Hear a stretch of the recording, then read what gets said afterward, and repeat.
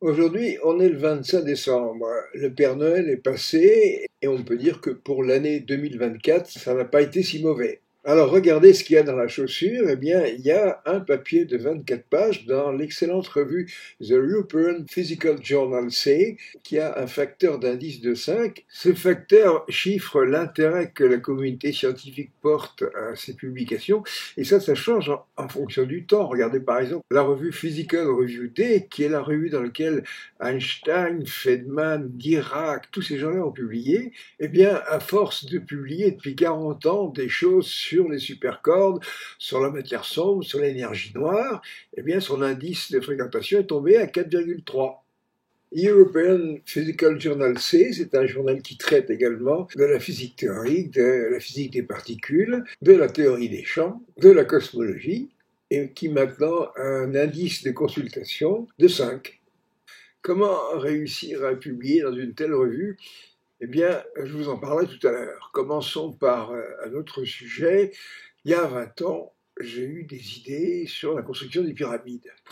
J'ai essayé en vain de les publier dans une revue, mais finalement, 20 ans plus tard, bénéficiant de circonstances favorables, j'ai pu les publier dans une revue qui s'appelle Égypte, Afrique et Orient, qui est parue dans une édition en souscription, c'est-à-dire que nous avons demandé aux gens de prépayer cette édition, on a eu 1000 commandes et puis on a envoyé 1000 bouquins et malheureusement, sauf pression de la part du public, ce numéro ne sera pas réédité.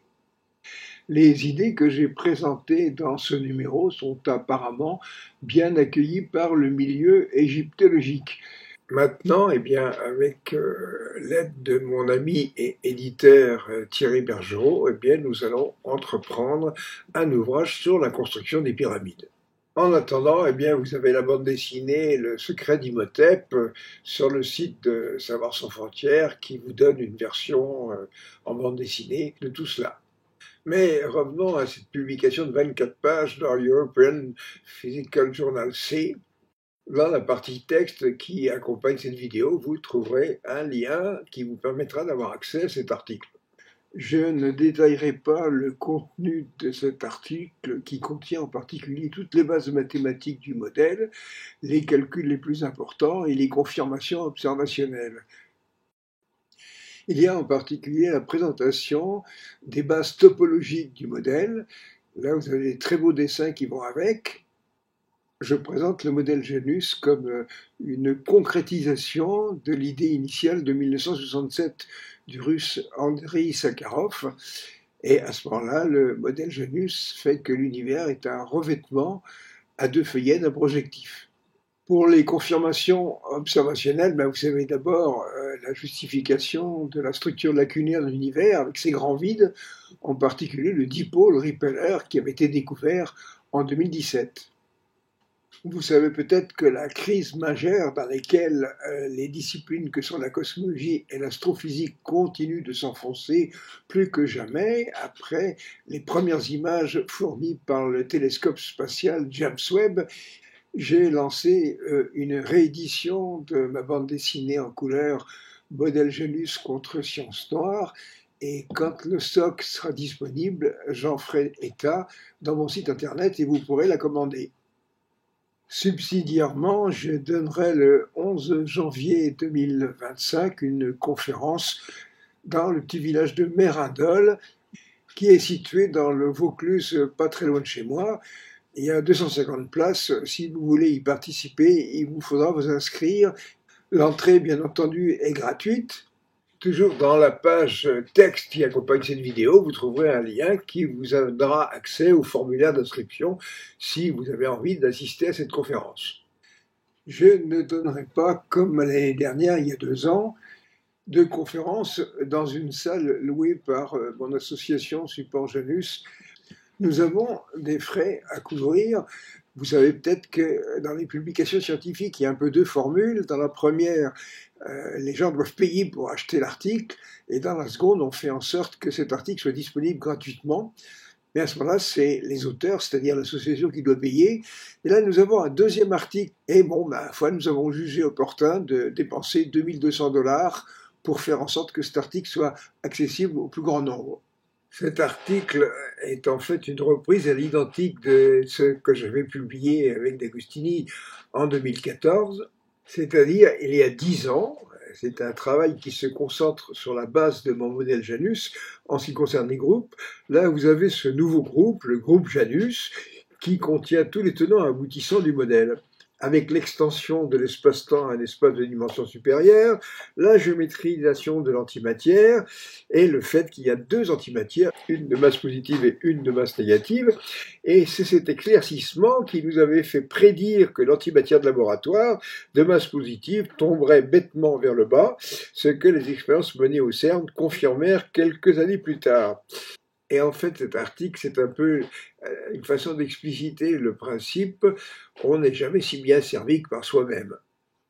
En revenant sur cet article publié dans cette revue de haut niveau qui est The European Physics Journal C, et comme nous prévoyons de publier plusieurs articles de ce genre dans cette année 2025 à venir, eh bien nous préférons réserver les finances de support Janus à cet effet. Dans la partie texte accompagnant cette vidéo, vous trouverez un lien pour faire un don à l'association Support Janus qui sera évidemment bienvenu parce qu'on aura peut-être des choses comme des participations à des congrès internationaux, des missions à assumer, etc. Vous savez peut-être que l'académicien Thibaut Damour a publié en 2019 un article associé à une grande première, c'est-à-dire à l'envoi d'une lettre recommandée avec accusé de réception à mon domicile, et un article où il entend démontrer l'incohérence physique et mathématique du modèle Janus, un article que personne ne lit, qui est d'ailleurs sans queue ni tête, mais auquel tout le monde se réfère. Ce papier que je viens de mentionner, qui contient toutes les bases mathématiques du modèle, y compris la dérivation du système d'équations de champ couplé Janus à partir d'une action, invalide totalement ces critiques, des critiques d'ailleurs qu'il a publiées dans sa page de l'Institut des hautes études de Bureau-sur-Yvette et non dans une revue à comité de lecture. Donc s'il a réellement des critiques à faire, moi je l'incite à publier des critiques dans une véritable revue scientifique à comité de lecture en suivant ainsi les règles de la communauté scientifique. Bien, concentrons-nous un peu sur l'actualité scientifique. Donc, vous savez que depuis des mois, on dispose des premières images du télescope spatial James Webb, et cela plonge la communauté scientifique et les astrophysiciens dans une situation de stress, parce qu'il y a des galaxies entièrement formées à une époque où elles ne devraient pas exister. Et ça, c'est une des prédictions du modèle Janus. Voilà le passage de l'article récemment publié où ceci est rappelé. Comme la communauté des spécialistes, par exemple Françoise Combe, qui vient de monter en grade, puisque avant elle était vice-présidente de l'Académie des sciences et maintenant elle est passée présidente de l'Académie des sciences. Eh bien, tous ces spécialistes conviennent que maintenant, il faut envisager de changer de paradigme. Alors le changement de paradigme qui est envisagé est de passer au modèle, enfin du moins à l'idée de l'Israélien Mordechai Milgrom, à sa théorie monde, MOND, Modified Newton Dynamics, qui consiste simplement à dire, ben voilà, c'est très simple, la loi de Newton c'était en 1 sur R2, ben à partir d'un certain moment, ça devient 1 sur R. Alors ça retient l'attention évidemment de Françoise Combe, mais également de cette grande blogueuse scientifique qui est la physicienne allemande Sabine Hossenfelder. Quelles sont les bases mathématiques d'un tel modèle qui consiste à modifier la loi de Newton? Eh bien, il n'y a absolument rien, c'est néant. Disons que c'est un emplâtre de plus qui prend la suite de 2 emplâtres précédents qui étaient la matière sombre et l'énergie noire. Le modèle Janus apporte évidemment la solution. Maintenant, est-ce que les publications de ces derniers articles dans des revues et comités de lecture attireront l'attention de l'Académie des sciences françaises? Ça, mystère. Maintenant que Françoise Combe occupe ce poste prestigieux de présidente de l'Académie des sciences, eh bien peut-être m'invitera-t-elle à présenter ce modèle devant l'Académie. Pour qu'un article puisse susciter l'intérêt de Sabine Hossenfelder, il faut que cet article paraisse dans une base de données qui s'appelle Arxiv et que tous les spécialistes vont consulter tous les jours pour voir s'il y a du nouveau. Et là, vous avez l'article qui est présenté sur Arxiv dans le sein des saints de la cosmologie, c'est-à-dire la section GRQC, General Relativity and Quantum Cosmology. Et comme vous pouvez voir sur cet écran, eh bien, la revue dans laquelle l'article a été publié est mentionnée, alors il faut espérer que ce travail attirera l'attention des ténors de la discipline. Alors, quelle valeur attribuer aux revues scientifiques? Eh bien, ça, c'est intéressant. Je vais vous donner quelques précisions là-dedans. Là, vous avez un certain nombre de revues, les revues principales, avec leur date de création, et puis quelque chose qui s'appelle un indice d'impact. Alors, l'indice d'impact, ça veut dire c'est le nombre de citations qui sont faites dans le monde scientifique vis-à-vis des articles publiés. Alors, il faut vous dire une chose, c'est que s'agissant de la physique, il y a eu un changement complet depuis 50 ans. Bon, vous avez des revues qui ont été créés effectivement à cette époque, qui ont des indices d'impact très importants comme Nature, mais Nature c'est une revue généraliste qui publie dans tous les domaines. Nature, ça va bien au-delà de la physique. Alors ici, vous avez Nature avec un indice de 50, vous avez Nature Communication qui a été créé en 2010 et puis aménagé en 2014, qui a un indice de 14. Et en fait, c'est la façon dont Nature se débrouille maintenant pour faire payer les articles. C'est-à-dire que quand on envoie un article à Nature, il vous répond que ce serait mieux à sa place dans Nature Communication, et à ce moment-là, c'est une publication numérique qui coûte tant. Bon. Alors après, vous avez Astrophysical Journal, créé en 1895, avec un indice de 8,8. C'est un indice qui se maintient parce que c'est une revue qui publie toutes les nouveautés dans le domaine des mesures, des observations. Et là, vous savez que de ce côté-là, il n'y a aucun fléchissement. Maintenant, cette revue European Physical Journal, qui a un indice de 5, qui a été créé en 1998, où je viens de publier. Vous avez Astronomy and Astrophysics, créée en 1960 avec un indice de 6. C'est une revue qui publie beaucoup sur les observations. Maintenant, vous avez cette publication très vénérable anglaise qui est Monthly Notice, qui publie tous les mois et qui a été créée en 1827. Et c'est une revue qui a publié les plus grands noms comme Eddington, Hubble, Jeans, Chandrasekhar, etc. Seulement maintenant, il y a un certain fléchissement après avoir publié des kilomètres d'articles sur les supercordes, évidemment sur les trous noirs. Eh bien, qu'est-ce que vous trouvez maintenant dans Monthly Notice? Eh bien, vous trouvez par exemple un article qui présente les darkinos. Alors, qu'est-ce que c'est que le darkino? Eh bien, c'est la particule dont est faite la matière sombre. Ensuite, vous avez Physical Review Day, qui est la grande revue de physique théorique, créée en 1927, qui a un indice de 4,4, qui est inférieur à European Physical Journal. Alors, Physical Review Day, c'est Einstein, Dirac, Schrödinger, Niels Bohr, Feynman, Gell-Mann, Weinberg, tous les grands noms. Mais tout ça, c'était il y a 50 ans. Et après, eh bien, il y a eu 50 ans de publications sur les supercordes, sur les trous noirs. Et maintenant, vous trouvez des choses intéressantes. Vous trouvez un paquet d'articles sur les gravastars. Alors, qu'est-ce que c'est qu'un gravastar? Eh bien, au centre des galaxies, il y a des objets hypermassifs. Et ces objets hypermassifs, eh bien, Physical Review Day nous explique que ce sont des boules d'énergie noire entourées d'une petite coquille de matière noire. C'est des œufs. Quelle est la réaction de Physical Review Day lorsque j'envoie un article? Et ça, depuis plus de 10 ans. Eh bien, ça revient immédiatement sans examen avec non-suitable, qui veut dire ne convient pas ou ne nous convient pas. Alors, vous avez Annals of Physics, créé en 1957, indice 3.6, une revue où j'ai pu publier un article en 2023, mais là, j'ai utilisé un faux nom. J'ai mis J.P. Lévy au lieu de Jean-Pierre Petit. J'ai pris le nom de mon père. Il y a parfois des moments où on ne sait plus comment il faut faire. Bon, continuons. Physical Letters 3D. Puis alors, vous avez 3 revues où j'ai publié des travaux. Astrophysics and Space Science. Tout ça, c'est créé en 1968. Donc, indice 2.2, 1.9, Modern Physics Letters A, 1.4. Bon. Maintenant, qu'est-ce qu'on peut dire vis-à-vis d'Arxiv? Eh bien, Arxiv a été créé, au départ, c'était une plateforme où on mettait en ligne ses préprints, c'est-à-dire les articles avant qu'ils soient publiés. Puis il y avait aussi une chose intéressante, c'est que les revues, quand elles publient dans leur publication papier, eh bien, il faut soit être abonné, soit alors maintenant acheter l'article. Et quand on l'achète, il vaut facilement, quand on l'achète, 20 à 40 $. Donc, avoir publié dans Arxiv, c'est une façon de glisser son article gratuitement. Quoi. Bon. Alors, moi j'ai publié un certain nombre d'articles dans cette plateforme. Tout d'un coup, ça a été repris en main par les intégristes, parce que c'est exactement le mot qui convient.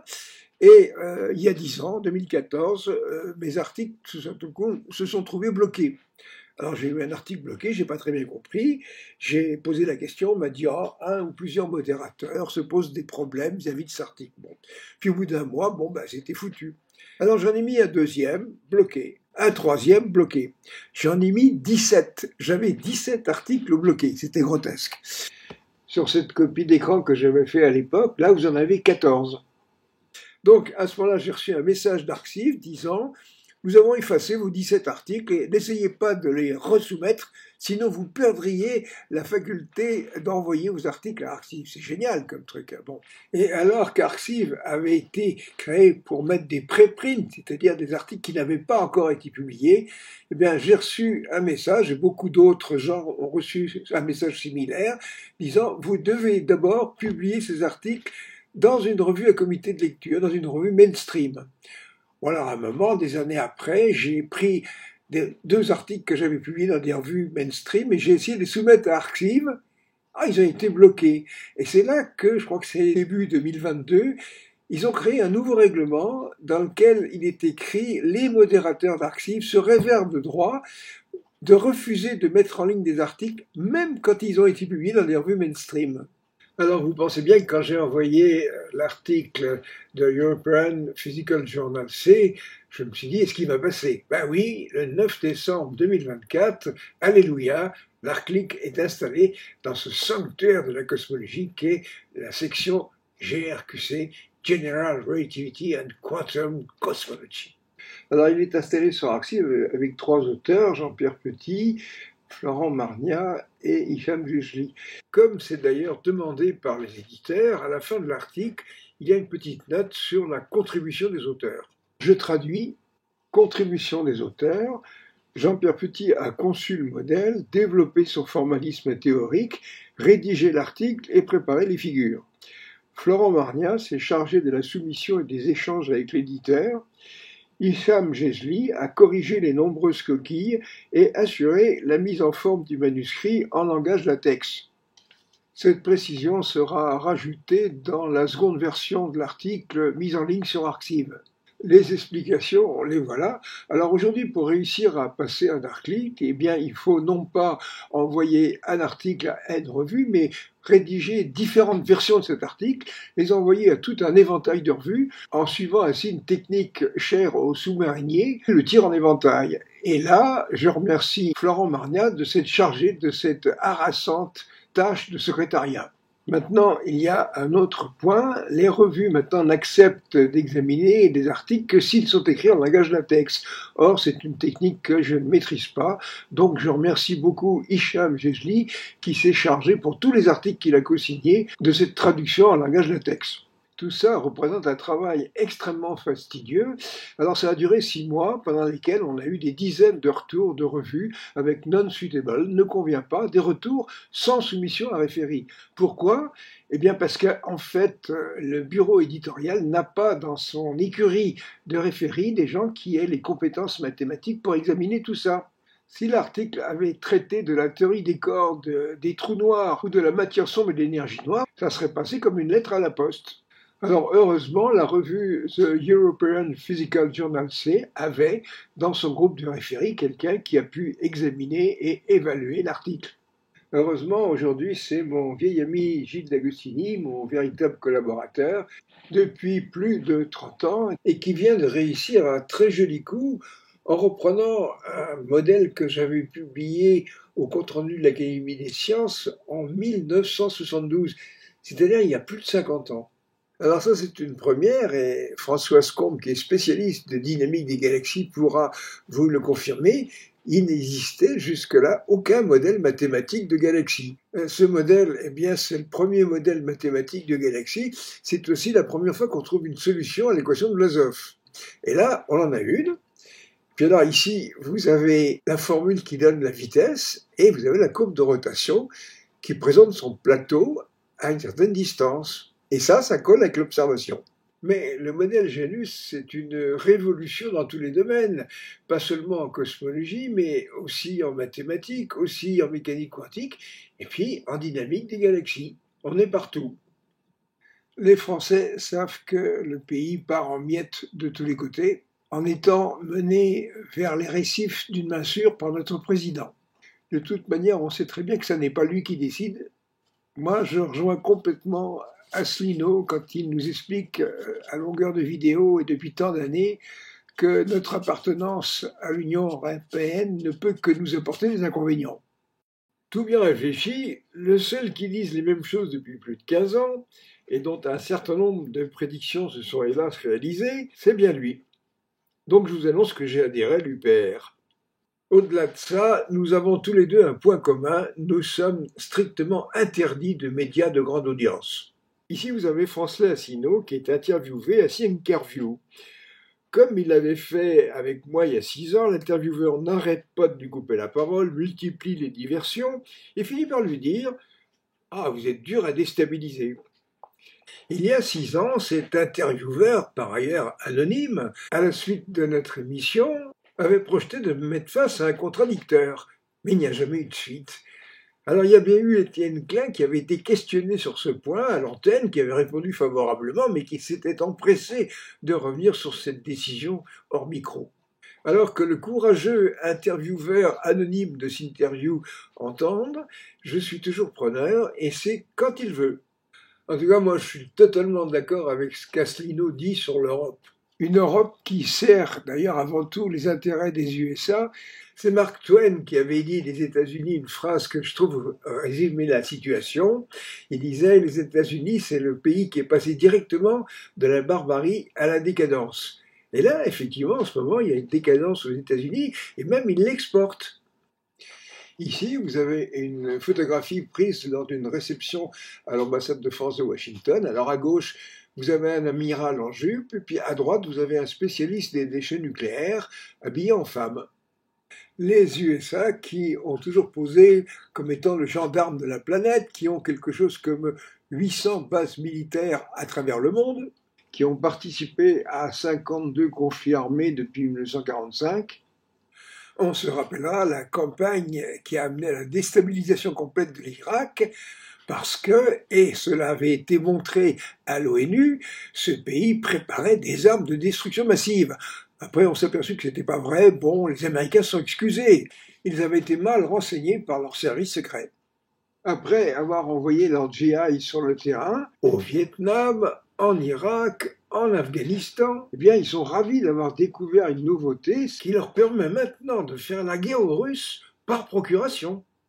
On vit une époque fantastique. Il y a plus de 45 000 morts à Gaza. Tous les jours, des hommes, des femmes et surtout des enfants continuent de mourir à Gaza dans l'indifférence la plus totale.